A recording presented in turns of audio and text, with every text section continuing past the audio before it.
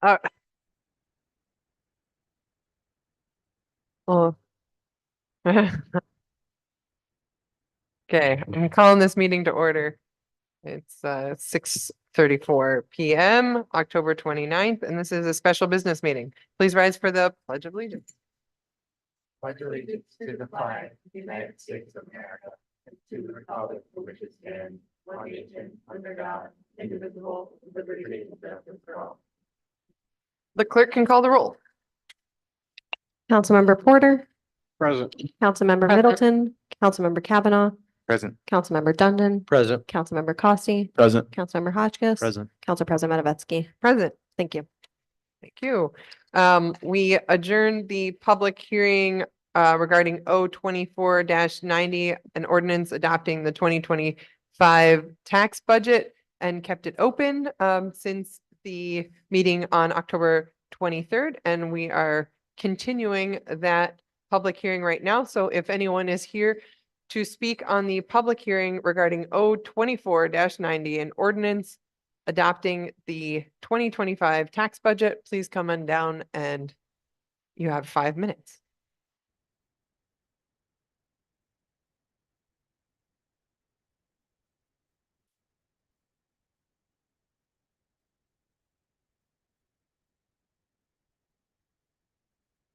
Welcome. Sure, the green light is on. The green light on the microphone, push the button and talk really close to the mic. Good evening. I thought I'd have more time to prepare my comments, but it seems like there's not much competition tonight. I want to address two issues regarding the budget. The first issue is about salary increases. The largest salary increase has been requested by Corporation Counsel. And before I give my opinion of the request, let me explain briefly my opinion of Corporation Counsel and my feelings about pay equity. First, let me state clearly that I am not a lawyer. But from what I've seen and heard, Corporation Counsel has, in my opinion, sometimes given this body, the City Council, sound advice. However, also in my opinion, seems to me that advice given to City Council on other occasions did not always provide all of the legal options, but rather seemed pivoted to achieving an outcome that coincidentally seemed to favor the mayor's agenda. Yes? Do I see any nodding heads? Okay. I look for these kind of signals. On the other hand, as chair of the chair of the bylaws committee of the Commission for Conservation of the Environment, I did receive very much appreciated input from Robert, who is a member of the Corporation Counsel office. And so I don't have a biased opinion one way or the other. I have a kind of a balanced view based on my experience and knowledge. Nevertheless, I am a big fan of pay equity, and I do believe that there are many public servants in our city who are underpaid and should be given consideration for a raise before raising a salary to become the highest salary in the city, which is what this would achieve. I also want to say that I've been here 7 years, and this is the hardest working city council that I've seen. So probably you guys and women and whatever, all of you deserve 10 times the salary that the last city council has gotten. I see the work you do with the committees and public hearings and some of the long sessions that put in here, and you actually listen to people when they get up here to speak. So probably should have been farther away, right? No, because I hear echoes. Anyway, that's for that reason I have to urge you not to approve this raise. Basically, there are other priorities, I think, that should be given consideration. My second issue has to do with being a member of the commission, which recently voted to recommend to the city council to stop fluoridating the water in the city of Binghamton. This is an item that costs $30,000 a year, and I urge you to scratch it from the budget. Recently, just within the last month, a federal judge has ruled in an 80-page decision to force the EPA to take action because the court found that the current levels of fluoridating the water are pose an unreasonable risk to children of lowering their IQs. The scientific evidence for this over the past 7 years has been overwhelming and, in my view, indisputable. Fluoridation also poses a special risk to people with diabetes, people who cannot afford unfluoridated water to mix with formula to feed their babies, because that's another risk for the young, and other vulnerable populations. It's also an economic issue because not everybody can afford to buy unfluoridated water or to buy a reverse osmosis contraption for under their sink to remove the fluoride. So for that reason, I would ask that you consider eliminating that from the budget. It also, we had the water supervisor in our meeting. I urge you to look at the YouTube presentation. It's very clear, and I knew this to begin with, that the workers are also at risk because it is the most hazardous substance that they work with, the acid that they use to fluoridate the water. So it's a worker safety issue, and it's an issue for the population of our city. The EPA has been dragging its feet for 18 years. Finally, we have this court decision that forces the EPA to take action. We don't need to wait for that. The scientific evidence has been overwhelming. We looked at it. We had a scientist come in and give a presentation. We have about And 30 seconds left. that was our recommendation. So thank you very much for listening. Thank you. Is there anyone else wishing to speak at the public hearing on 024-90 and ordinance adopting the 2025 budget, tax budget? Come on down. Welcome. Hi, my name is Terry Renia and I live on the west side of Binghamton. And I want to thank this council, first of all. I think that it's really refreshing and really kind of takes away some anxiety, probably not for you guys, but for taxpayers to see an honest review of the budget, to see a thorough review of the budget, to see a thoughtful review of the budget, and not just a rubber stamp of the budget. So I want to thank you all. I know it's been a lot of hours. I'm sure you're all exhausted, but thank you for all the efforts that you have put in. I have just a couple of things that I want to comment on. And no surprise, I'm sure, that one of those things, probably the biggest thing, is the proposed salary increases in Corporation Counsel's office. I think when people are going to spend so much time lamenting the terrible economy, asking businesses to tighten their belts, I mean, we all have to recognize the place where our constituents are. As the speaker before me said, I am all for quality pay. I think everybody should receive that. I think most of us also recognize that when you choose to work in public service, you're not going to make as much money as you make in the private sector. And that is a choice that people make for a variety of reasons. There's quality of life issues. There's feeling the need to do something for your community issues.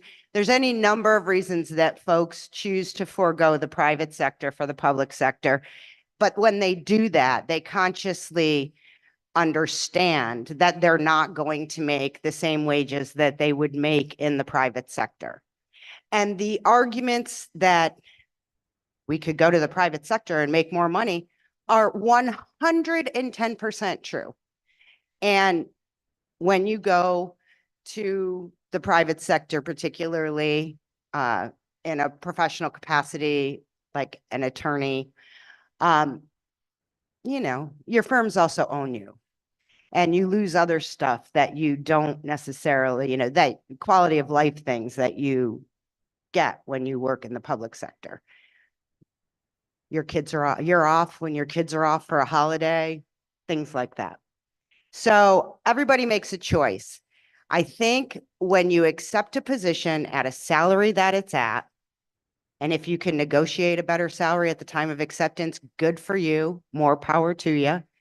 But to come back less than a year later and ask for more than a 50% increase with the argument that I could go to the private sector and make that is really, it's super unfair and super disingenuous, I think.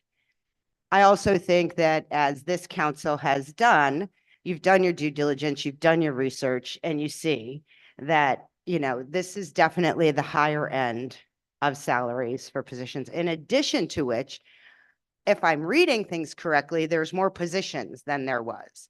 So all of that just causes me to take a moment and say, I believe we have other really important departments in this building that don't even have permanent heads. They have acting heads that have been acting for many, many years.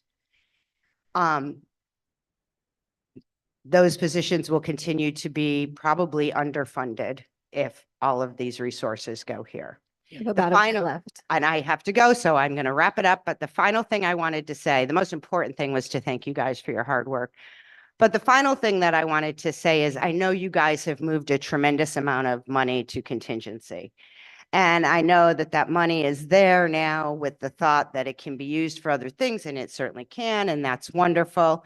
But before you close this budget, I would like to ask you, as a taxpayer, I would like to ask you to consider reducing that and eliminating some of that money from contingency, because I think that's way too big a slush fund.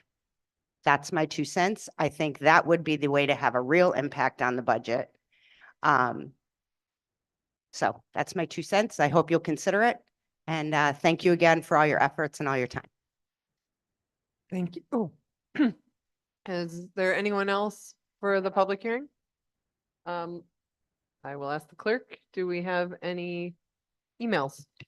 So I'll leave it up to you as the president to decide. I received one public comment after the deadline because the original sender sent it to an email that had a typo in it. Would you Yeah, want them to okay, be read? that Just wanted to seems make sure. Reasonable to accept. Great.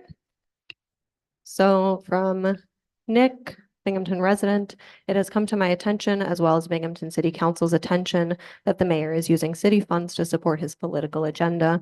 I specifically refer to the mayor's use of the Corporation Council's office. Currently, taxes go up in Binghamton and the cost of living is rising, while affordability is not in sight. At the same time, our city's chief executive is giving raises to his friends, and it's being done on our dime. I would like to be put on the record to commend the Binghamton City Council for a job well done and for protecting the taxpayers of the city of Binghamton. Without them, Binghamton residents would have never heard of this, and Mr. Cram would have given our tax dollars away without city residents knowing. Second, I would like to question Mr. Cram's use of city funds to give his friends and political allies higher salaries, all of which are to be paid by the Binghamton taxpayers. Mr. Cram is concerned not with city residents or balancing the budget, but with protecting the local political establishment and his political future. Thank you. All right.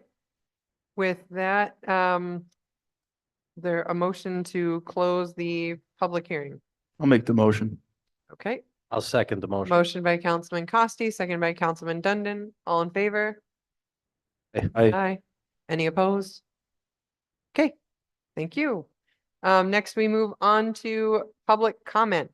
So if anyone is here, would like to speak on anything relating to items on our agenda for tonight, because it's a special business meeting. So the rules are public comment can just be about introductory ordinance O24-90, local law LL 24-05, or introductory resolution R24-81.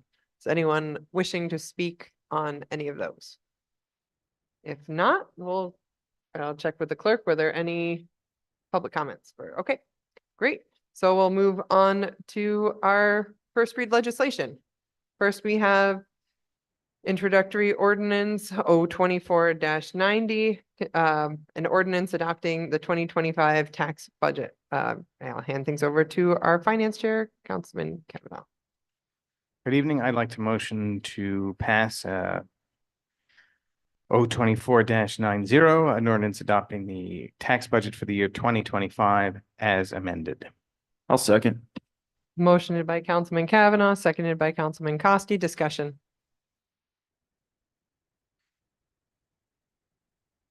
Councilman Hotchkiss. Yeah, there's pages that I would have liked to reconsider, but we're not gonna be able to do that. So just want to be on the record that I would have been open to reconsidering the pages and decreasing corporation counsel's salary. That's all. Thank you. Would anyone else like to make any comments? Share any thoughts? Not? The clerk can call the roll. Councilmember Porter, Nay. Councilmember Middleton. Nay. Councilmember Kavanaugh, Aye. Councilmember Dundon, Nay. Councilmember Costi, Aye. Councilmember Hotchkiss, Nay. Council President Matavetsky. Aye. That is 3-4. Okay. So the budget does not pass, right? So does that mean that the original budget goes to, okay, so that means the original budget is now being what's going to be adopted. So Want to does reconsider? anyone want to make a motion to reconsider? I'll make a motion to reconsider. Can't. Can't? Oh, I would like to make a motion to reconsider. I'll second. Okay. Motion to reconsider by Councilman Kavanaugh, second by Councilwoman Middleton. Discussion. I voted nay because I still don't agree with a lot that is on this budget. I think, to me, honestly, it is a disservice to vote yes on something that you don't agree with, especially when I have residents contacting me about it. However, I do understand that I will have to vote yes, I guess now, as amended, but I wanted to say to the people of Binghamton and the people in Second District who've reached out to me regarding this, like, I agree with you wholeheartedly, and I do understand that we are suffering with issues and we could do better. And I do promise during the rest of my term on city council to try to do my best. Thank you. Anyone else? Yes, Councilman Porter. I looked at it for me as what I didn't make promises because I knew that promises can be broken. I looked on it as what I ran for was doing right by the people and having the courage to stand up of doing right for the people. So that's my reason for doing it. So that's how I felt. I felt that certain aspects of this budget didn't make sense to me. It seemed to be unfair. So that's how I felt.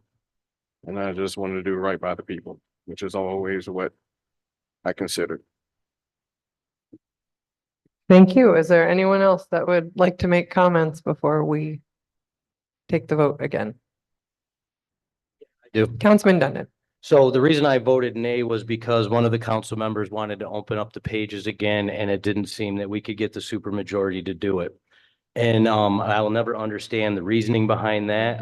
Everything is subject to negotiation. In my time with the union, at least opening the pages. Now, I'm not saying I would have agreed with Councilmember Hotchkiss on everything, and I might not even have voted with him on everything, but to have the option to open the pages. So, and my whole reason for voting nay was just to show a little pushback that I'm going to do what I feel is right for my district. I'm going to do what my constituents tell me. A lot of people are not happy about Corp Council. I've said my piece to them, but at the end of the day, we work for the people. That's what it comes down to. So, obviously with this being a reconsider, and I know exactly what I did, I know exactly how I voted. There's no hiding that. And if anybody wants to question me on that, I'll gladly talk to them about it face to face. Thank you. Thank you. Anyone else? Okay, all right, the clerk can call the roll. Councilmember Porter. Nay. Councilmember Middleton. Aye. Councilmember Kavanaugh. Aye. Councilmember Dundon. Aye. Councilmember Costi. Nay. Councilmember Hotchkiss. Aye. Council President Matavetsky. Aye. Thank you. That's 2-5. 6-5. 5-2, excuse me. Okay, so our budget has passed as amended, and that will be. Oh, sorry, that was our reconsideration vote. Yes. Okay, so sorry about that. So now we can call, now we are back to reconsidering the original motion, which was the budget. So does anyone want to make comments on that before we take a vote again? Okay, all right. Oh, something we need to move to pass it again? Okay. I'd like to make the motion to again, pass O24-90, an ordinance adopting the 2025 tax budget. Amended. It's amended. Second. Okay. Motion by Councilman Kavanaugh, seconded by Councilman Costi. Discussion on the motion to pass the budget as amended. Okay, the clerk can call the roll. Councilmember Porter. Nay. Councilmember Middleton. Aye. Councilmember Kavanaugh. Aye. Councilmember Dundon. Aye. Councilmember Costi. Aye. Councilmember Hotchkiss. Aye. Council President Matavetsky. Aye. Thank you. It is Okay. 6-1. The budget passes. Okay, next we have local law LL 24-05, a local law to establish the occupancy tax in the city of Binghamton. Councilman Kavanaugh. Okay, I'd like to motion to pass LL 24-05, a local law to establish an occupancy tax in the city of Binghamton. Second. Okay. Motion by Councilman Kavanaugh, seconded by Councilman Costi. Discussion. Councilman Hotchkiss. Yeah. So previously, I had a question about where the funds would reside, and I had found it at one point, but they will go to the general fund. I think it's section 105. It was in a different packet that I highlighted it, but it'll be in the general fund. So that answers that question. Thank you. Thank you. That Anyone else? was pretty much, my question was gonna be where was these funds was going to go to. So now I have a better understanding. I get it. So my question was answered. Anyone else? All right, the clerk can call the roll. Councilmember Porter. Aye. Councilmember Middleton. Aye. Councilmember Kavanaugh. Aye. Councilmember Dundon. Aye. Councilmember Costi. Aye. Councilmember Hotchkiss. Aye. Council President Matavetsky. Aye. Thank you. That's 7-0. All right, thank you. The local law passes. Introductory resolution, R 24-81, considered in finance. Councilman Kavanaugh. I'd like to motion to pass R 24-81, a resolution authorizing the mayor to enter into contracts with various agencies for the use of CDBG and ESG funds. Second. Motion by Councilman Kavanaugh, seconded by Councilman Costi. Discussion. Councilman Kavanaugh. All right, so these are all of the grants to organizations and agencies that went through the CDAC process.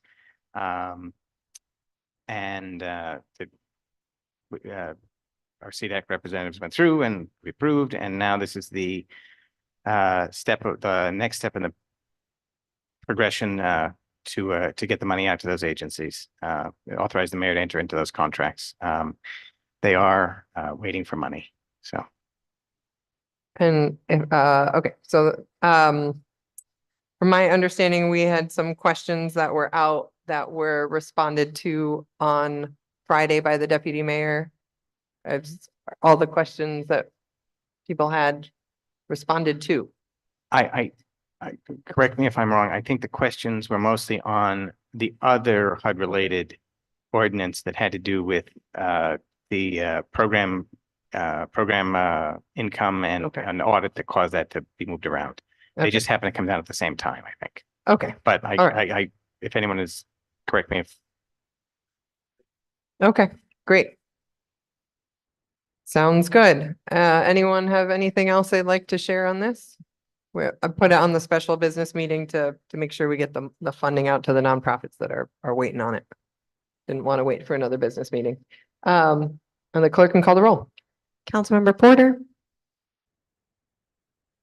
Aye. Councilmember Middleton, Councilmember Kavanaugh. Aye. Councilmember Dundon, Aye. Councilmember Costi. Aye. Councilmember Hotchkiss. Aye. Council President Matavetsky. Aye, Thank you. That's 7-0. great. Thank you. And with that, I'll entertain a motion to adjourn. I'd like to make a motion to adjourn. I'll second. Motion by Councilman Porter, seconded by Councilman Middleton. All in favor? Aye. Aye. Any opposed?